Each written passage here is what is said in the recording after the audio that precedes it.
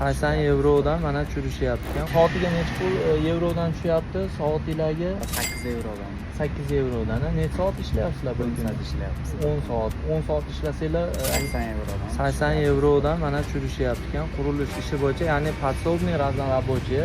Ramazon Bolgariya vizasi bilan kelgan, ro'yxatdan hamma narsadan o'tdi, xudo xolasa. Ya'ni to'g'ridan to'g'ri shu ishlayotgan joyi работодатель qilib beryapti.